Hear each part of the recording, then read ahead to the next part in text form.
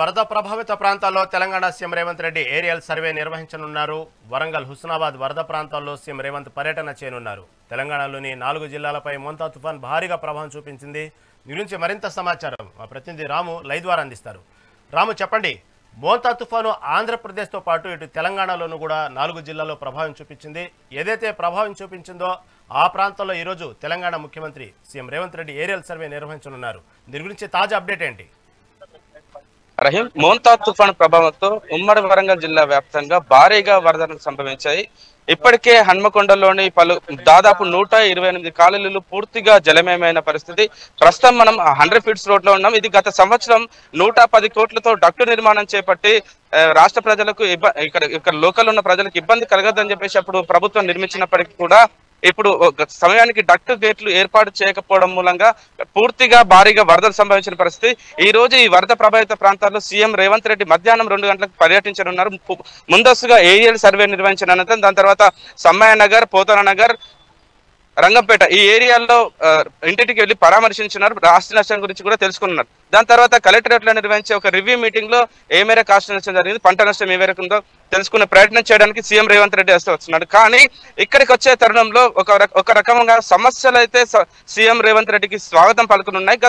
గత సంవత్సరం ఇక్కడ అట్టహాసంగా ఏర్పాటు చేసిన డక్టు పూర్తిగా కొట్టుకుపోయింది. దాదాపు 110 కోట్లతో నిర్మించిన డక్టు కాస్త కొట్టుకుపోవడం, దానికి సంబంధించి డక్టు గేట్లు ఏర్పాటు సమయానికి తెరవకపోవడం మూలంగా ఇక్కడ భారీగా ఆస్తి నష్టం సంబంధించి ఒకవైపు గోపాల్పూర్ చెరువు సంబంధించి పూర్తిగా కట్ట తెగిపోవడంతో ఇక్కడ కాలనీ మొత్తం దాదాపు 4-5 కాలనీలు పూర్తిగా నీట మునిగిన పరిస్థితి. దీనికి సంబంధించి ప్రస్తుతం ఇప్పుడు వర్ధనపేట ఎమ్మెల్యే కేఆర్ నాగరాజు కూడా ఇక్కడ పర్యటించే ప్రయత్నం చేస్తే ఇక్కడ స్థానికులు అడ్డుకున్నారు. మీరు సమయానికి రాలేదు, సమయానికి అధికారులు నిర్లక్ష్యంగా వ్యవహరించడం మూలంగానే మాకు భారీగా ఆస్తి నష్టం జరిగింది, ఈ వరదలు వచ్చాయని చెప్తున్నారు. ప్రస్తుతం మనతో పాటు కొంతమంది స్థానికులు మాట్లాడించే ప్రయత్నం చేద్దాం. సార్, చెప్పండి, గత సంవత్సరం 110 కోట్లతో ఈ డక్టు నిర్మాణం చేపట్టి మీకు శాశ్వతంగా వరద నివారణ వరదలు రాకుండా చూస్తామని చెప్పి ప్రభుత్వం చెప్పినప్పటికీ కూడా మళ్ళీ సార్ వరదలు రావడం ఏ విధంగా చూస్తున్నారు మీరు? అసలు వాస్తవంగా గతంలో 2 సార్లు వచ్చిందండి వరదలు, కానీ 25% వచ్చింది. అంటే ఈ ప్రాంతం మాత్రమే, ఈ కొద్ది ప్రాంతం మాత్రమే మునిగేది. కానీ అధికారులు, పోయిన పాలకులు వాళ్ళ స్వార్థం కోసము 110 కోట్లు అంటే మొదటిసారిగా 60 కోట్ల రూపాయలు వెచ్చించారు. ఆ తర్వాత దాన్ని ఎక్స్టెండ్ చేసి 110 కోట్లకు పెంచుకున్నారు వాళ్ళ స్వార్థం కోసం. 110 కోట్లు పెట్టి ఈ 100 ఫీట్ రోడ్ను దాదాపు 3 కిలోమీటర్ల దూరం డక్కు కట్టారు. డక్కు కట్టిన తర్వాత డక్కులో నుండి నీళ్లు పోతాయి అనుకునే ఉద్దేశంతో మిగతా స్థానికులందరూ నిర్భయంగా ఉన్నారు. కానీ రాత్రికి రాత్రి అంటే పగులు నీళ్లు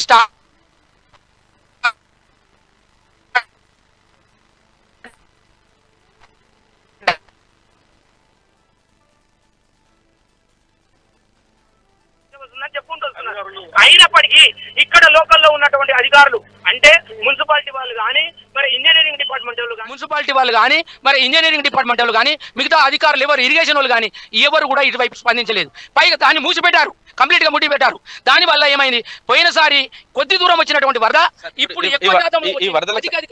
ఈ వరదలకు సంబంధించి ముందస్తుగా మీ కాలనీకి సంబంధించి కొంతమంది సోషల్ మీడియా వేదికగా ఈ డక్టు గేట్లు తెరవలేదు, అక్కడ మొత్తం చెత్త పేరుకుపోయింది, ప్రమాదం పొంచి ఉందని చెప్పేసి చాలా మంది సోషల్ మీడియా వేదికగా చెప్పినప్పటికీ కూడా అధికారులు స్పందించలేదని చెప్పేసి చాలా మంది చెప్తున్న పరిస్థితి. అసలు పూర్తిగా ఏం జరిగింది సార్?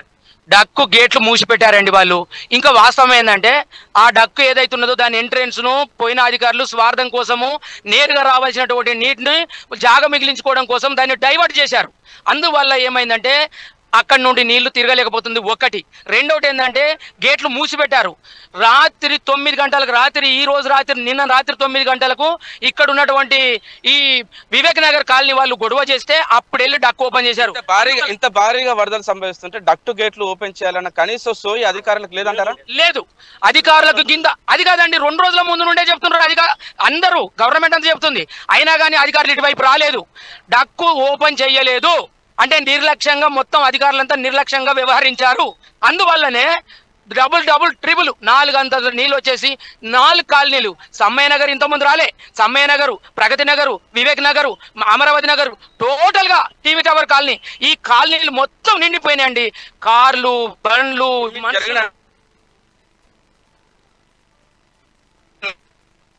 తీసుకెళ్ళామండి. వాళ్ళు ఇంతకుముందే వచ్చారు. కాకపోతే ఏంటంటే ఇక్కడికి వచ్చిన తర్వాత అందరూ ఎగబడడం జరిగింది. ఎక్కడ పోయారు మీరు అని చెప్పేసి ఎగబడడం జరిగింది. వాళ్ళు పక్కనటువంటి కాలనీకి చూడడానికి వెళ్ళారు, మా దగ్గర నిలిపారు. మేము ఒక్కటే అధికారులను ప్రశ్నిస్తున్నాము, ఈ డక్కి ఎవరి కోసం కట్టారు? ఎవరు డబ్బులు మింగడం కోసం కట్టారు. దానివల్ల స్థానికులకు నష్టమే జరిగింది తప్ప ఏ విధమైనటువంటి లాభం జరగలేదు. 150 కోట్ల రూపాయలు నీళ్ళ జరగలేదు. 150 కోట్ల రూపాయలు నీళ్ళలో పోశారు. మాకు ఇంత ముందు వచ్చిన వరదల కంటే డబ్బులు వస్తున్నాయి. అంటే ఈ డక్కు కట్టడం వల్ల అంతకంటే ఎక్కువ డబ్బులు వస్తుంది. కాబట్టి దీనికి శాశ్వతమైనటువంటి పరిష్కారం చూపించాలి. పైన ఉన్నటువంటి ఊర చెరువును బాగు చేయాలి, వడ్డపల్లి చెరువును డైవర్ట్ చేయాలి. ఇక్కడ ఉన్నటువంటి రాత్రి నీళ్లు పోలేక మన దగ్గర ఉన్నటువంటి వడ్డపల్లి చెరువు నీళ్లు తెగిపోయింది. కాలనీ మొత్తం విరిగిపోయింది. జనమంతా గోపాల్పూర్ చెరువు సంబంధించి అనేక సార్లు కూడా ఇప్పటికీ కోర్టులు కూడా ఫైట్ చేస్తున్నారు. గోపాల్పూర్ చెరువు అన్యాక్రాంతం అవుతుందని చెప్పి మీరు ఒక కమిటీగా ఏర్పాటు చేసి ఫైట్ చేస్తున్నారు. కానీ ఇప్పటికీ కూడా గోపాల్పూర్ చెరువు సంబంధించి దాదాపు 10 ఎకరాలు అన్యాక్రాంతమైందని చెప్తున్నారు. ఈ మూలంగానే ఇప్పుడు నిన్న కట్ట తెగి మొత్తం ఈ ఏరియాలకు వాటర్ వచ్చినాయని కూడా చెప్తున్న పరిస్థితి. ఏ మేరకు ఆస్తి నష్టం జరిగి ఉంటుంది సార్? ఏ మేరకు ఆస్తి నష్టం గురించి మేము చెప్పలేం. కానీ ఇప్పుడు మొత్తానికి మాత్రం 4 కాలనీలు మాత్రం మొత్తం మునిగిపోయాయి. వీటన్నిటికీ అధికారులే బాధ్యత వహించి వాళ్ళని ఖచ్చితంగా సస్పెండ్ చేయాలి. అది మాత్రం చెప్పగలం. మీరు చెప్పండి సార్, అసలు పూర్తిగా ఈ వరదలకు కారణం అధికారులు నిర్లక్ష్యం అనుకోవాలి. ఏమనుకోవాలి? నిర్లక్ష్యం అండి.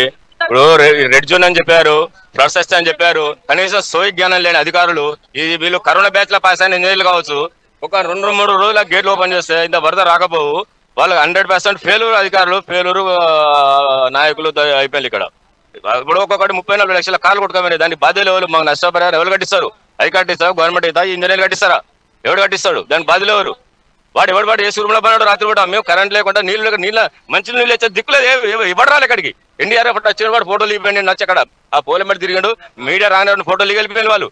మీ ఎంత పిలిచినా మాకు ఎవరు స్పందించలే. సార్ మీరు చెప్పండి, ఈ రోజు వరద ప్రభావిత ప్రాంతాల్లో సీఎం రేవంత్ రెడ్డి కూడా పర్యటించి ఇక్కడ నష్ట నివారణ కూడా చేపడతామని చెప్పేసి ప్రభుత్వ వర్గాలు చెప్తున్న పరిస్థితి. ఒకవేళ సీఎం రేవంత్ రెడ్డి వస్తే మీకు కలిసే అవకాశం ఇస్తే మీరేం చెప్తారు?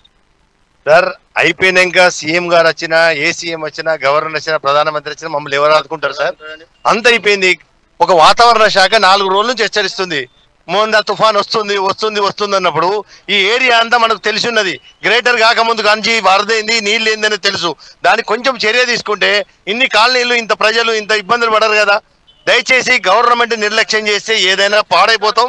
మేము చిన్న సామాన్యులు ఉంటారు, మంచోళ్ళు ఉంటారు, గొప్పోళ్ళు ఉన్నారు, అందరం ఆడమైపోయినాం కదా. ఇవాళ బండ్లు పోయినాయి, కార్లు పోయినాయి, మనుషులం పోయినాం, మంచినీళ్ళు దొరకాలి. ప్రకృతి వైపరీత్యాలకు ఇట్లాంటివి సహజంగా జరుగుతుంటాయి. కానీ ఒకవైపు ముందస్తుగా అధికారులు హెచ్చరించాల్సింది, అలర్ట్ చేయాల్సిన అధికారులు మోంతా తుఫాన్ చాలా తక్కువ తీసుకున్నారు, లైట్ తీసుకున్నారని చెప్పేసి ఒక విమర్శలు కూడా వస్తున్నాయి. సేమ్ టైంలో అధికార పార్టీకి సంబంధించిన నేతలు కూడా ఎవరు లోతట్టు ప్రాంతాల్లో పర్యటించలేదు, కనీసం భరోసా కల్పించే ప్రయత్నం కూడా చేయాలని చెప్పేసి ఒక విమర్శ వస్తుంది. నిజమేనా? 100% సార్. ఒక ఐపీఎస్లు, ఐఏఎస్లు, కలెక్టర్లు, మన కమిషనర్లు, మన మేయర్లు, మన స్థానిక ఎమ్మెల్యేలు, ఎంపీలు అందరు ఉన్నారు సార్. దీన్ని విషయం గమనించి మరి సీఎం గారు అక్కడి నుంచి హెచ్చరిస్తా ఉన్నారు. దాన్ని మన లోకల్ ఉన్న వాళ్ళు హెచ్చరించి ఎవరైతే ముంపు ప్రాంతాల్లో ఉన్నారో వాళ్ళని డైవర్ట్ చేద్దాం, ఈ నీళ్ళ నాలాన్ని మీదికి రాకుండా చేద్దామనే చర్య తీసుకుంటే ఇలా ఇంత అగాఢమైన పరిస్థితి రాబోదు కదా సార్. ఇప్పుడు ఈ రోడ్డు డక్టు నిర్మాణం అనంతరం రోడ్డు ఓపెన్ దాదాపు ఒక 1 year అవుతుంది. ఇప్పుడు ఈ డ్యామేజ్ చూస్తే ఎప్పటి వరకు అందుబాటులో వచ్చే అవకాశం ఉందంటారు? మళ్ళీ 2 నెలల దాకా అయితే ఈ రోడ్డు మీద మంచిగా పోవు సార్ పనులు, అంతవరకు గ్యారంటీ. కాబట్టి దయచేసి ఇప్పటికైనా సర్కార్ ఏదైనా మంచి చర్య తీసుకోవాలి, మంచి చేయాలి. ఈ పూర్తిగా జలమయమైన పరిస్థితి, చాలా చోట్ల కూడా రహదారులు పూర్తిగా దెబ్బతిన్న పరిస్థితి. ఇక్కడ 100 feet రోడ్ లో నిర్మించిన 110 కోట్లతో నిర్మించిన డక్ట్ కాస్త పూర్తిగా దానిపైన ఉన్న రోడ్డు పూర్తిగా కొట్టుకుపోయింది. కనీసం భారీ వరదలు సంభవించినప్పుడు డక్ట్ గేట్లు తెరవాల్సిన అధికారులు దాన్ని నిర్లక్ష్యంగా వ్యవహరించడం మూలంగానే ఇప్పుడు మా కాలనీలకి దుస్థితి వచ్చిందని చెప్పి స్థానికులు చెప్తున్న పరిస్థితి. అంతా అయిపోయి నష్టం జరిగిన తర్వాత సీఎం వచ్చినా, మంత్రులు వచ్చినా, ఎమ్మెల్యేలు వచ్చినా మాకు ఏం చేస్తారు? మాకు పూర్తిగా ఆస్తి నష్టం జరిగింది, మాకు సంబంధించిన కార్లు, విలువైన వస్తువులు కూడా పూర్తిగా నీట మునిగిన పరిస్థితి. ఒకవైపు ఫస్ట్ ఫ్లోర్ వరకు కూడా నీరు చేరిందంటే ఇక్కడ ప్రమాద తీవ్రత ఏ విధంగా ఉందో అర్థం చేసుకోవచ్చు. గత కొన్నేళ్లుగా స్ట్రాంగ్ గా ఉన్న గోపాల్పూర్ చెరువు, ఊర చెరువు కట్ట కూడా తెగిపోయిందంటే వరద ఏ విధంగా సంభవించింది, దీనికి సంబంధించిన బాధ్యులు ఎవరని కూడా ఇక్కడ స్థానికులు ప్రశ్నిస్తున్న పరిస్థితి. Okay right Ramu, thank you for update.